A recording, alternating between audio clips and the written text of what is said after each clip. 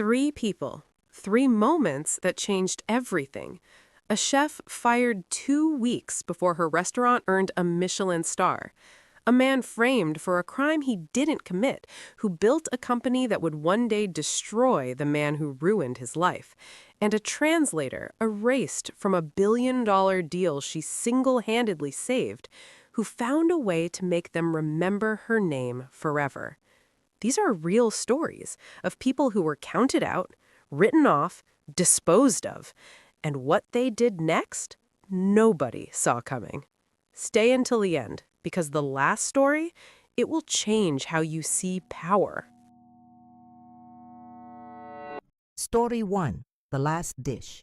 In the restaurant world, a Michelin star doesn't just change a menu, it changes lives. Reservations go from weeks to years. A chef's name becomes a brand. Investors appear overnight. Elena Vasquez spent 11 years building that moment for someone else. She created every dish, she trained every cook, she built the reputation. 2 weeks before the star was announced, she was fired. What happened next is one of the most satisfying stories the culinary world has ever seen. And it starts with a single phone call she almost didn't answer. Elena Vasquez arrived at the kitchen of Maison Dorée at 5:30 in the morning for 11 years straight. Not because the contract required it, because she wanted every dish to be perfect. She was 38 years old, the daughter of Mexican immigrants from Arizona, trained at Le Cordon Bleu in Paris. 17 years of professional cooking, and the last 11 of them dedicated to a single restaurant in Chicago, the Maison Dorée. The restaurant wasn't hers. It belonged to Jeffrey Harrington, a 54-year-old man who inherited the space from his father, had the money to keep it running, and hired Elena to turn it into something worth existing. And she did exactly that. In 2019, the Maison Dorée was mentioned for the first time in the Chicago Tribune as the most exciting kitchen in the city. In 2021, it appeared on the list of the 50 best restaurants in the United States. In 2022, the Michelin Guide sent its anonymous inspectors, and Elena didn't know it, but one of them came back 4 times. Every dish on the menu carried Elena's signature. The truffle risotto with aged Parmesan foam, the grilled swordfish with miso sauce and charred chard, the dessert that a New York Times critic called the closest experience to a childhood memory I've ever had on a restaurant plate. It was Elena's hands. It was Elena's mind. It was Elena's palate. But the name on the door was Jeffrey's. Jeffrey Harrington was the type of owner who showed up for gala dinners, who greeted critics at the entrance in his suit with a perfect smile, who accepted compliments as if he had cooked every dish with his own hands. He never entered the kitchen to work, but he always entered to present himself, and Elena tolerated that. Because the deal was simple. She cooked, the restaurant grew, and at some point, this is what Jeffrey promised when he hired her, she would receive equity. 5% of the Maison Dorée. 11 years, 5%, that was the deal. But verbal agreements with wealthy men rarely survive the money they promise. In October 2023, Jeffrey called Elena in for a meeting at 8 in the morning. She thought it was about the new winter menu. It wasn't. There was a lawyer in the room and a termination letter. Jeffrey said, and Elena told me these exact words when she spoke with me. He said, "Elena, you've been fantastic, but Maison Dorée is going through a restructuring. We need a new creative vision. We're moving in a different direction." New creative vision, after 11 years. She received 2 months of severance and a recommendation letter that Jeffrey wrote in 10 minutes in front of her. Without the 5%, without a real explanation, without anything that acknowledged what she had built. And then she left. 2 weeks later, the Michelin Guide announced its annual list of awarded restaurants in the United States. The Maison Dorée received 1 star. Jeffrey Harrington held a press conference in front of the restaurant. Journalists, cameras, champagne. He spoke for 20 minutes about culinary vision, about years of dedication, about the soul of the Maison Dorée. He did not mention Elena Vasquez once, not once, and the restaurant's social media, which Elena had helped build, reposted the interview with the caption, "The dream became reality. Thank you to our incredible team." Elena was at home, watching everything through her phone. She told me she sat in silence for an hour. She didn't cry. She didn't message anyone. She just sat.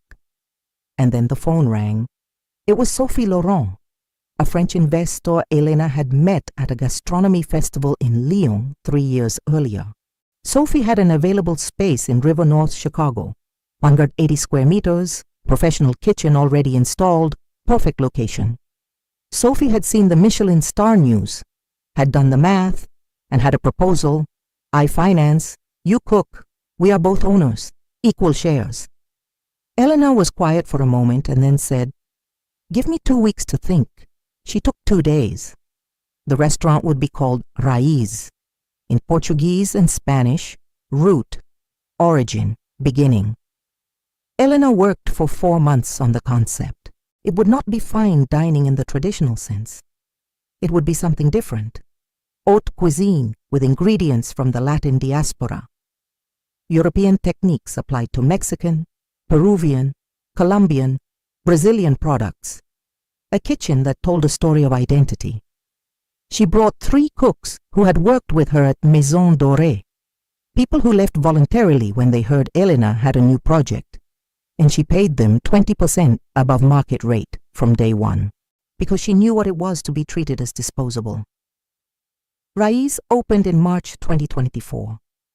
Reservations for the first week sold out in 4 hours. The Chicago Tribune critic visited in the second week and wrote, and I'm going to read exactly what he wrote because it matters. He said that Raiz was the most significant restaurant opening in Chicago in a decade.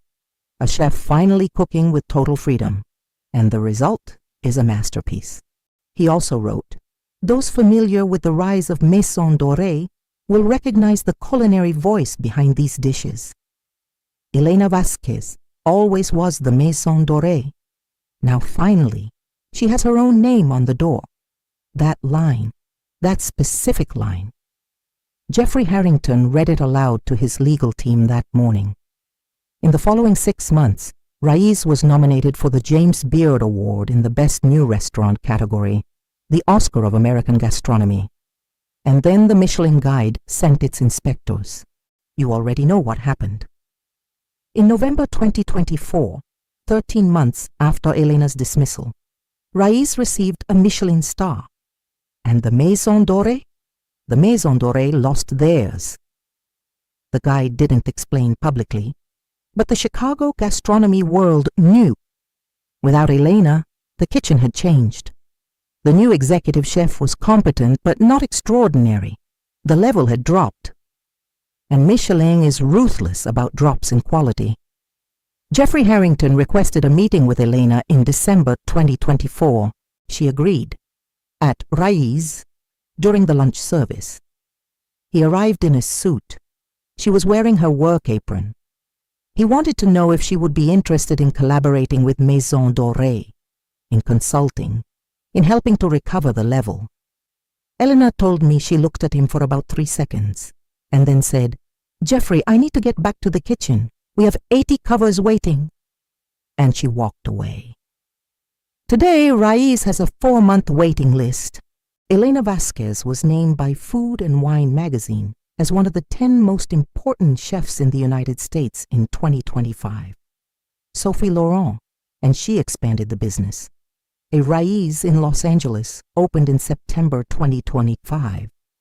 A third is being planned for New York. And the 5% that Jeffrey promised and never delivered? Well, 50% of Raiz is worth considerably more. But what I think is most important about this story is not the star, not the waiting list, not Jeffrey losing his star. It's what Elena did with the 3 cooks who came with her. All 3 are now co-owners of 3% each of Raiz. She put it in the contract on day one because she knew what it was to build something for someone else and not have your name recognized. She decided to be different. And that, in the end, is what transforms a good revenge story into something greater. Elena lost the job. She gained the name, and the lesson she leaves is simple. When they take the work from you but can't take the talent always finds a way. But the next story is different, because Marcus Webb didn't lose his job. He lost 6 years of his life because someone decided it was easier to destroy him than to compete with him. And what he did with those 6 years will surprise you. What would you do if someone took 6 years of your life? Not metaphorically, literally. 6 years behind bars for something you didn't do because someone decided your ambition was a threat. Marcus Webb was 29 years old when he was arrested. He had built a tech startup that was about to disrupt a $200 million industry. His former partner saw it coming and decided to stop it the easiest way he knew how. But here's what Derek Paulson never accounted for: what Marcus would build while he was waiting, and what he would do the day he walked out. Marcus Webb was 29 years old when he developed the algorithm that would change everything. It was 2016. He was in Atlanta at a co-working space in Midtown, working 14-hour days on a product called ClearPath, a logistics platform that used machine learning to optimize delivery routes in real time for small and medium businesses. The concept wasn't new, but the execution was different. Marcus's algorithm could reduce delivery costs by up to 34% in initial tests. For a small distribution company, that was the difference between surviving and growing. Marcus had a co-founder, Derek Paulson. White, 35, former McKinsey consultant, excellent at sales and investor relations. The division was simple. Marcus handled the product. Derek handled the business. It was the perfect partnership, until it wasn't. The problem started when a San Francisco venture capital fund signaled interest in investing $4 million in ClearPath. $4 million. For 2 founders at a seed stage. It was transformative. But the fund had one condition. They wanted one of the co-founders to formally take the CEO role. And after speaking with both of them, they indicated Marcus. He's the one who understands the product. He's the one who will scale this, they said. Derek was left with the title of Chief Revenue Officer. Marcus thought everything was fine. Derek nodded in the meeting, but Derek Paulson was not the type of man who nodded and was fine. In March 2017, 6 months after the investment, Marcus was arrested. The charge? Wire fraud and theft of intellectual property. The claim was that Marcus had copied proprietary code from a previous company where he had worked as a freelancer in 2014, a company called Logitech Solutions. Who was the senior consultant at Logitech Solutions in 2014? Derek Paulson. Who provided the technical documents that supposedly proved Marcus's algorithm was derived from Logitech's code? Derek Paulson. Marcus told me, years later. When I saw who had signed the documents, I understood everything. In 2 seconds, I understood everything. And I knew it was going to be very hard to prove otherwise. Marcus couldn't make bail at the first hearing. His public defender was overworked and barely knew the case before the hearings. The process dragged on, and while the process dragged on, Derek Paulson assumed total control of ClearPath using a corporate governance clause that Marcus had never read carefully. A clause that said that in the event of criminal investigation involving a co-founder, the other would assume full executive powers. Marcus was held for 18 months before being released on bail. And when he got out, he discovered that his equity stake had been diluted from 50% to 11% through a funding round that Derek had approved without his participation. All within the legal terms of the partnership agreement, all planned. Marcus spent the next 4 years in prison, and this is where the story changes direction. Because Marcus Webb did not stop working. He used the prison law library to study corporate law. He studied intellectual property fraud cases. He found a technology specialist attorney, James Okafor, who took the case pro bono after reading the documents and finding inconsistencies in the technical evidence. But Marcus did something else as well. He wrote. In 5 school notebooks, Marcus developed a new system, not a version of ClearPath, something different, more advanced, more elegant, solving problems that ClearPath had not even attempted to address. He called it Meridian. It was a predictive logistics platform that didn't just optimize routes in real time, but anticipated disruptions in the supply chain, weather, traffic, strikes, demand variations, and reconfigured routes before the problems happened. In theory, in 5 paper notebooks, but the theory was solid, and Marcus had 4 years to refine it. In 2021, attorney James Okafor finally got what he needed. A forensic technology expert identified that the metadata on the files Derek had presented as evidence had been manipulated. The document creation dates didn't match. In August 2021, Marcus was exonerated. All charges dropped. He walked out of prison at 34 with 5 notebooks and an idea. The first call Marcus made when he got out was to his sister, Denise. The second was to James Okafor. I need a company. Today. Okafor laughed. Marcus, you've been out for 3 hours. I know. How long does it take? Okafor took 1 day. Meridian Technologies LLC was registered on August 23rd, 2021. Marcus had $4,200 in his bank account, a laptop borrowed from his sister, and the 5 notebooks. Marcus spent the next 3 months coding Meridian from scratch. He knew he couldn't go to the same venture capital investors.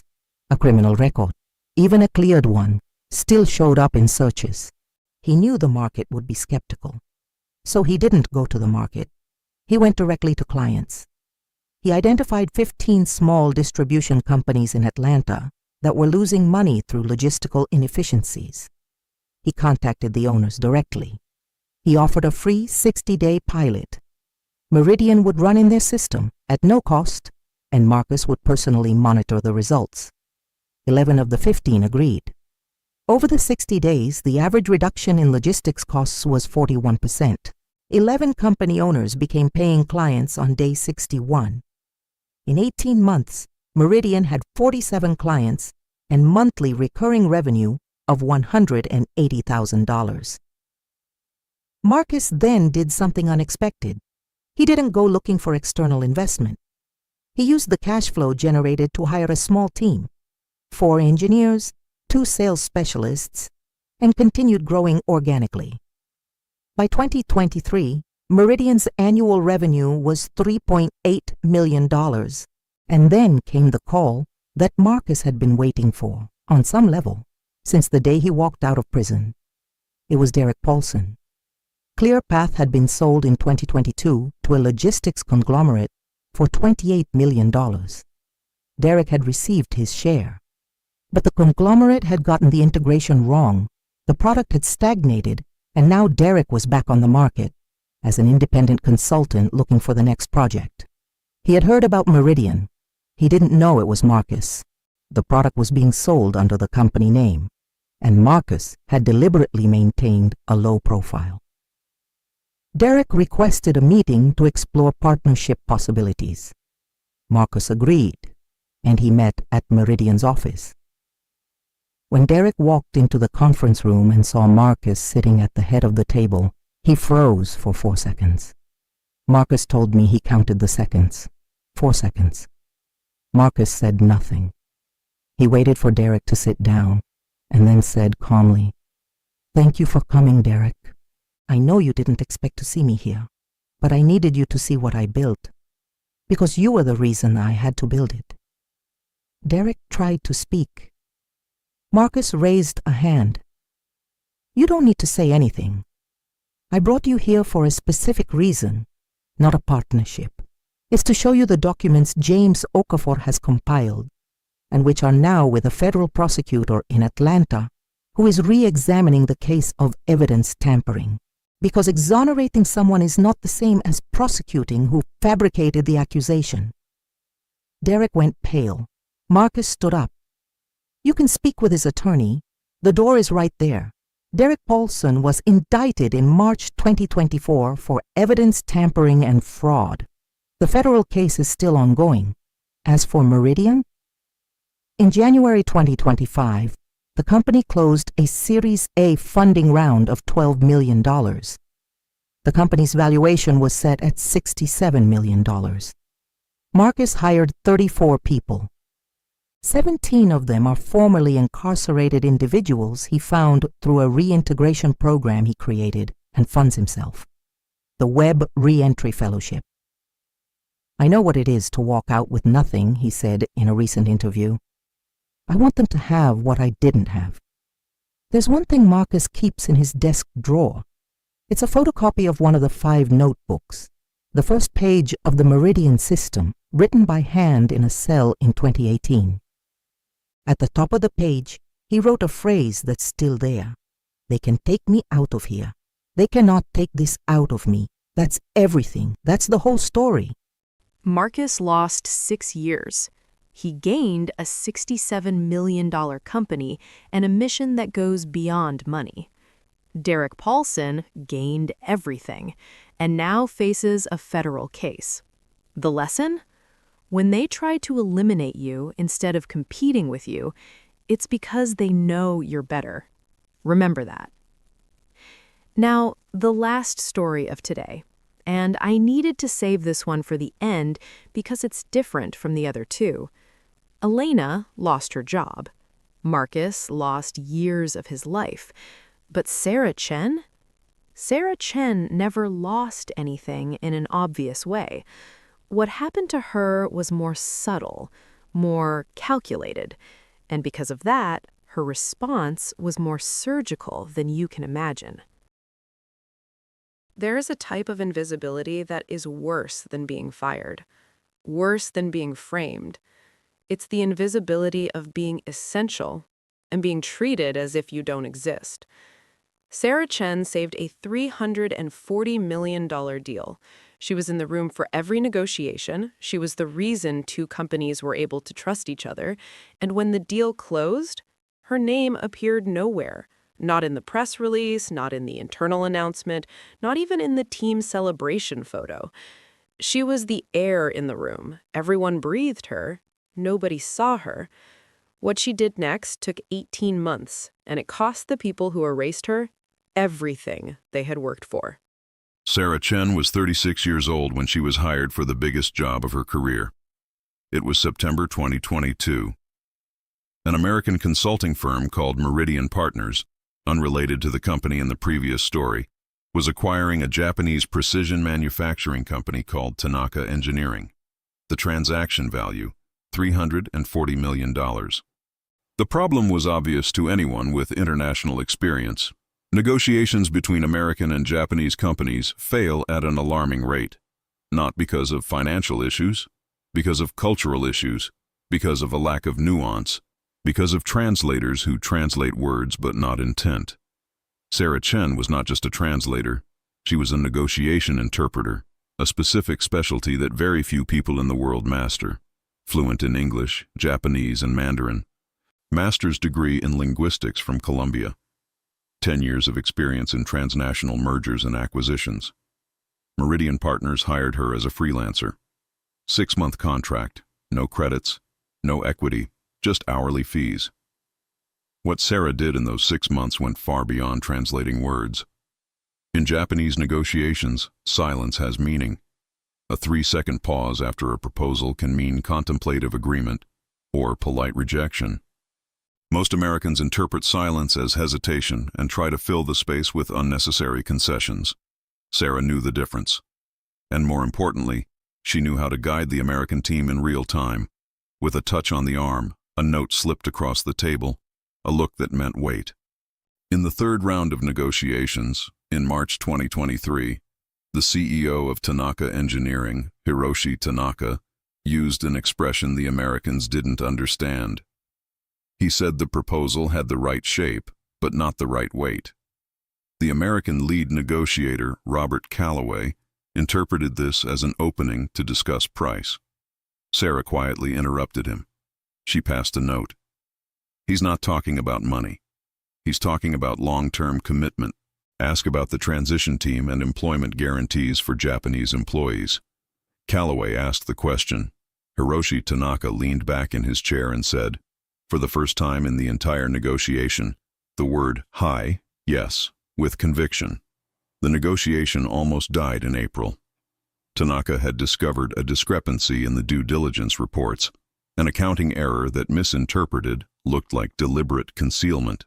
The Japanese side had pulled back. Hiroshi Tanaka had canceled 3 consecutive meetings.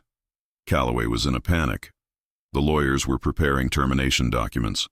Sarah requested a private meeting with Calloway. "Let me talk to Tanaka's assistant," she said. "Not Tanaka. With Hiroshi Yamamoto, his assistant. We need 20 minutes, just the 2 of us, no formal agenda." Calloway didn't understand the logic. Why the assistant? Because in Japanese negotiations, the senior assistant frequently carries the executive's real concerns. Tanaka will not expose his doubts directly to you, but Yamamoto can tell us what we need to know. If I ask the right questions, in the right way, in the right context. Calloway agreed out of desperation. Sarah spent 40 minutes with Yamamoto, in Japanese. No recording, no minutes. When she returned, she had a list of 3 specific guarantees that Tanaka needed. Guarantees that were not in any document, that had never been spoken aloud in the formal negotiation, but that were the real reason for the withdrawal. The 3 guarantees were, first, that none of the 847 Tanaka employees in Japan would be laid off in the first 3 years after the acquisition. Second, that Hiroshi Tanaka would maintain the title of chairman for 5 years.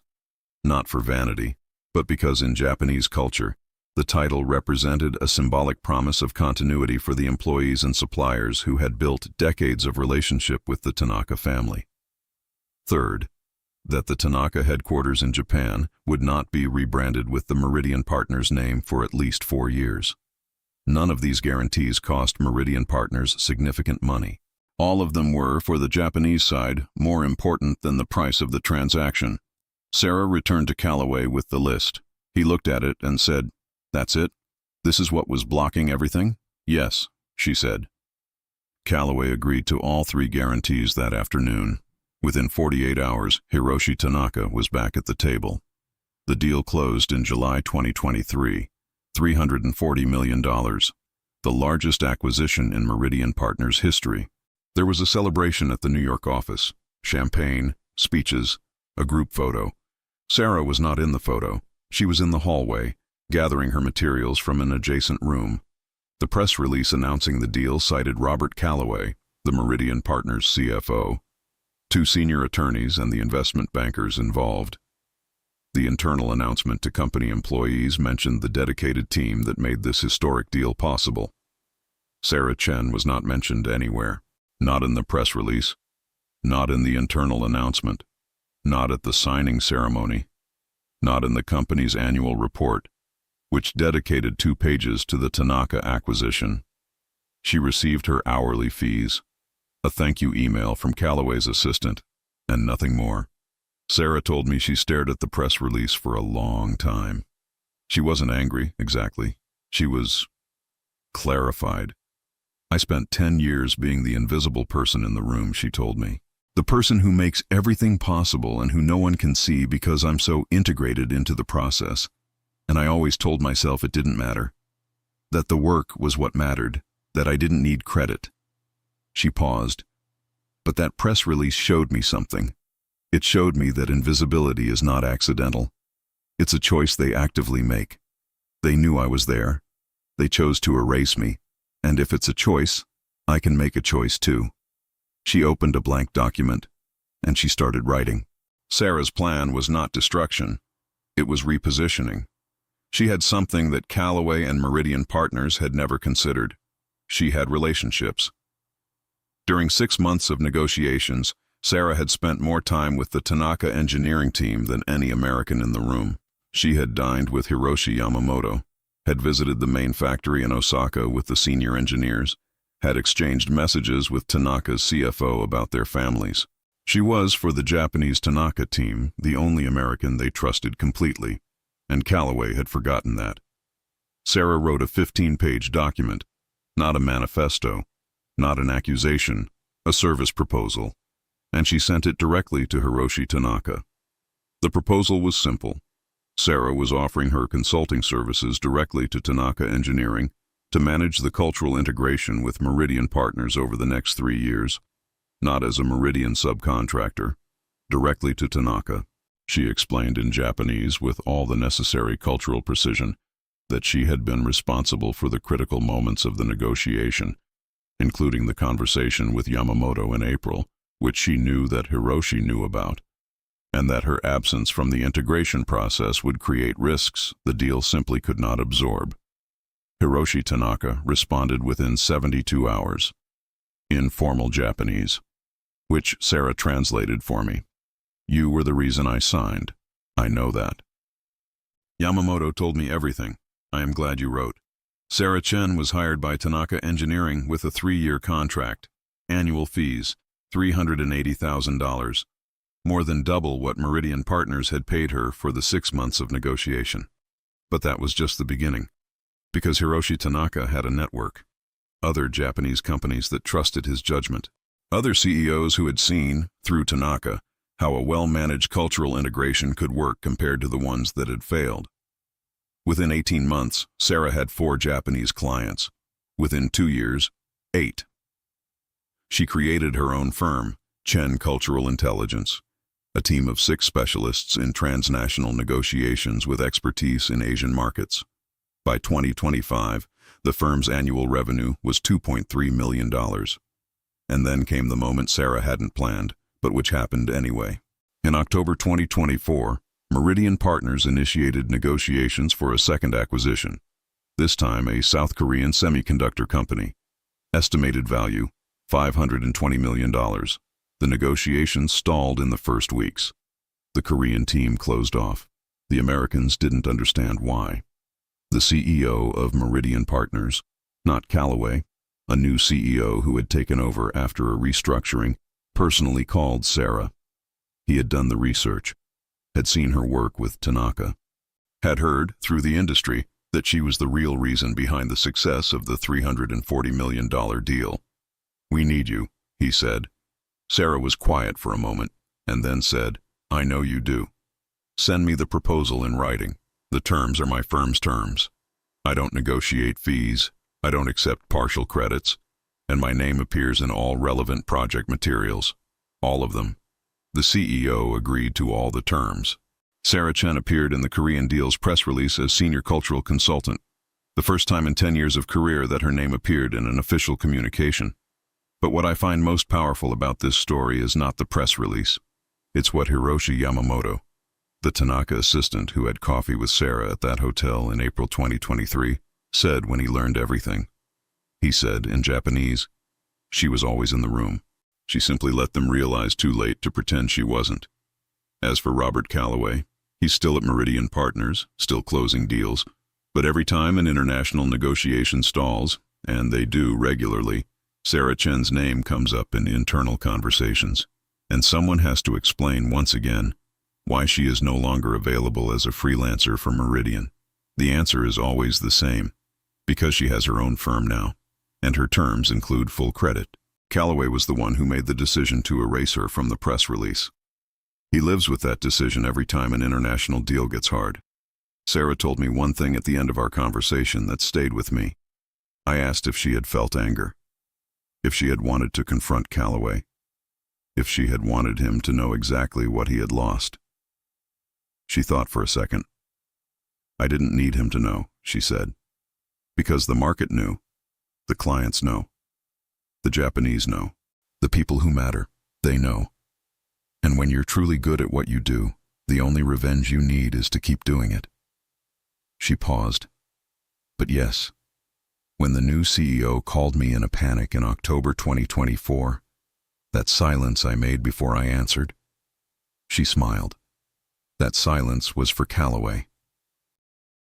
Sarah Chen spent 10 years being the air that everyone breathed without noticing, and when she decided to be seen, the entire market saw her at once. 3 stories, 3 people who were discarded: Elena, Marcus, Sarah. None of them apologized. None of them waited for permission. None of them destroyed the people who tried to destroy them. They simply became impossible to ignore. If you made it this far, leave a comment with which of the 3 stories hit closest to home, because I read every single comment, every one. See you in the next video, and if someone tried to erase you today, remember what Sarah said: keep doing. The market notices.